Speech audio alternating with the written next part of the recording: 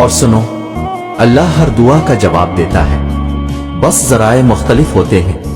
کبھی وہ آپ کو کسی سے ملوا کر جواب دیتا ہے، تو کبھی آپ سے اس کو دور کر کے، کبھی وہ ہواؤں کے ذریعے پیغام بھیجتا ہے، تو کبھی اپنا جواب کسی ٹھوکر میں چھپا دیتا ہے، کبھی وہ سجدے میں گرا کر اپنی مصلحتیں سمجھاتا ہے، اور کبھی ہاتھ تھام کر صبر کا صلہ دیتا ہے۔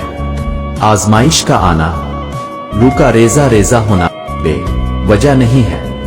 کبھی تکلیف میں ہو تو اللہ کو محسوس کرنا، پھر اس کی موجودگی بھی دکھائی دے گی اور اس کی سرگوشی بھی دکھائی دے گی۔ تڑپ دل میں وہ تبھی اتارتا ہے جب وہ تمہیں یاد کرتا ہے، تب وہ چاہتا ہے کہ تم اس سے بات کرو، اسے اپنی کیفیت سناؤ، ساری پریشانیاں اس کی دہلیز پر چھوڑ جاؤ، بس تم اور اللہ رہ جاؤ، پھر سے مسکرانا سیکھ جاؤ اور سب بھول جاؤ۔ تم تنہا نہیں ہو، تمہارے ساتھ اللہ ہے، اور جس کے ساتھ وہ ہوتا ہے اس کے ساتھ کائنات کی رونقیں چلتی ہیں۔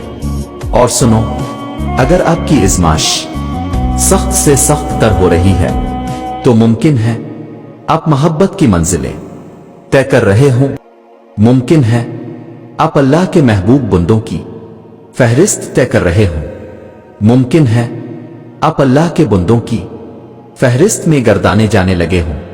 تکلیف ملتی ہی اس لیے ہے تاکہ ہم سمجھ سکے کہ جو درد ہمیں اپنی بساط سے زیادہ لگتا، وہ دراصل ہمارے حوصلوں کی حدود کے اندر ہوتا ہے، اور ہم اسے پہچان نہیں پاتے، بس تکلیف کی ذرا سی شدت پر ڈے جاتے ہیں۔ جب وہ مدد کرنے پر آتا ہے تو سمندر میں بھی راستہ بنا دیتا ہے، اور تم کیوں مایوس بیٹھے ہو کہ وہ تمہاری مدد نہیں کرے گا، تمہارا یقین نہیں توڑے گا؟ تم بس یقین کامل رکھو، وہ تمہاری زندگی بدل دے گا۔